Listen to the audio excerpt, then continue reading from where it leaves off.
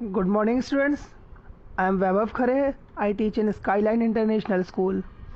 We were discussing the chapter Trail of Green Blazer of class 7th English book Ample. As we have discussed कि राजू नाम का एक चोर रहता है who was following the person who wearing green blazer. Green blazer वाला person मेले में रहता है और राजू उस पर कड़ी निगाह रखा रहता है। राजू बहुत ही शातिर चोर रहता है और अपने वर्क में बिल्कुल स्किलफुल रहता है या परफेक्ट रहता है। और जब भी वो कोई चीज़ चोरी करता था, चाहे वो पेन हो चाहे कुछ भी हो, वो म्यूनिसिपल ऑफिस के पीछे एक मार्केट रहती है, उसमें वो 4 आनाज में उसको सेल कर देता था। Now let's discuss the further story. What Raju loved most was a nice bulging purse. सबसे ज़्यादा राजू को क्या पसंद था? Bulging purse. Bulging purse means जैसे कोई पर्सन पॉकेट में पर्स रखा है तो थोड़ा सा पर्स बाहर निकला रहता है, उसे कहते हैं बल्जिंग पर्स। चाहे वो पैंट की पॉकेट में हो चाहे वो ब्लेज़र की पॉकेट में हो, थोड़ा सा पर्स जो बाहर निकला हुआ होता है उसे कहते हैं बल्जिंग पर्स। तो वो राजू को सबसे ज़्यादा पसंद था। क्यों पसंद था? इफ़ ही सा one he picked it up with the greatest deafness. जब भी वो देखता था कि किसी पर्सन की पॉकेट से चाहे वो पैंट की पॉकेट हो चाहे ब्लेज़र की पॉकेट हो, उससे पर्स बाहर निकला हुआ है, वो बिल्कुल सफाई से उस पर्स को चोरी कर लेता था।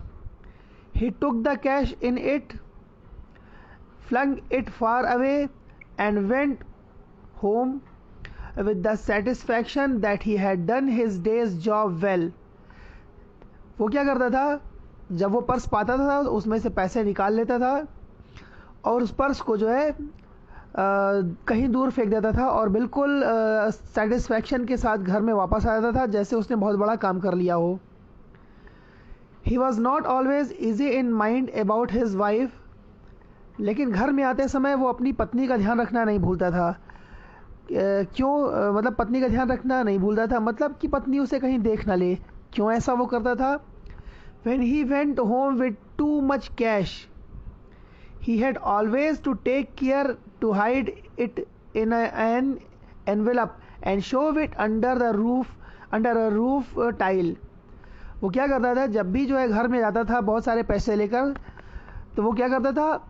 उसे एक एनवेलप में रखता था और रूफ टाइल के नीचे वो उसे धकेल कर छुपा देता था। अब रूफ टाइल क्या होता है? ये देखिए, ये है रूफ टाइल, इसे कहते हैं रूफ टाइल। ठीक है, ऐसा वो क्यों करता था? Otherwise she asked too many questions and made herself miserable. जब भी उसकी पत्नी देखती थी कि वो बहुत सारे कैश लेकर आया है तो वो उससे ढेर सारे क्वेश्चंस पूछती थी और राजू उसे ऐसा जवाब देता था कि पत्नी खुद जो है शर्मिंदा हो जाती थी। राजू क्या जवाब देता था? She liked to believe that he was reformed and earned the cash he showed her as commission. वो पत्नी को विश्वास दिलाता था कि वो बिल्कुल सुधर चुका है और जो भी पैसे उसने कमाए हैं वो उसे कमीशन से मिले हैं। तो इस तरह वो अपनी पत्नी को बेवकूफ़ बनाता था। Raju followed the green blazer, always keeping himself 3 steps behind. Raju उस ग्रीन ब्लेजर पहने पर्सन का पीछा कर रहा था और वो उससे 3 स्टेप्स की दूरी पर था। It was nicely calculated distance acquired by intuition and practice. Intuition कहते हैं हम कह सकते हैं कि a strong feeling या inner knowledge। ठीक है, मतलब एक तरह से सहज ज्ञान हिंदी में से कहते हैं कि उसे खुद पता चल जाता था कि किसी पर्सन से कितनी दूरी पर किसी पर्सन से कितनी दूरी पर रहना है। That's why it is called that it was a nicely calculated distance. ठीक है, वो ये दूरी बिल्कुल ऐसी दूरी थी जो बहुत ही वो प्रैक्टिस करके उसने एक्वायर की थी। क्यों? The distance must not be so much as to obscure the movement of the other's hand to and from his purse, nor so close as to become a nuisance and create suspicion. ये ऐसी दूरी थी कि मतलब राजू जिसका भी purse चोरी करने जाता था तो वो उससे इतनी दूरी बनाए रखता था कि वो पर्सन उसकी आंख से ओझल ना हो जाए। ऑब्सक्योर मीन्स होता है to loss from the sight, यानी नजरों से ओझल होना।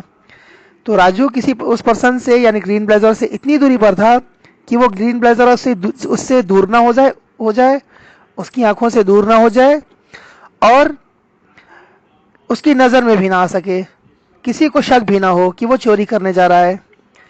It had to be finely balanced and calculated. ये बिल्कुल बैलेंस और कैलकुलेटेड डिस्टेंस थी। The same sort of calculations as carry a hunter through his tracking of game and see him safely home again. ये ऐसी ही दूरी थी जिस तरह से एक शिकारी शिकार करने समय जब जाता है तो अपने शिकार से जितनी दूरी बनाकर रखता है, वैसी ही दूरी राजू अपने शिकार से बनाया हुआ था। Only this hunters task was more complicated.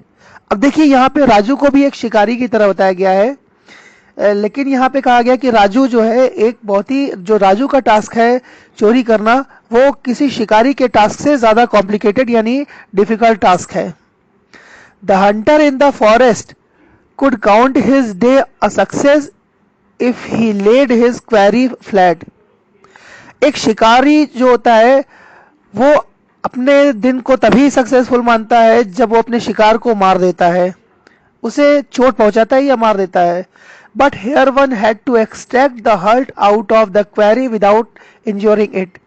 लेकिन यहाँ राजू एक ऐसे शिकारी की तरह था जिसे अपने शिकार का शिकार भी करना है, लेकिन बिना उसको चोट पहुंचाए, बिना उसे जान से मारे उसे अपने शिकार का शिकार करना है।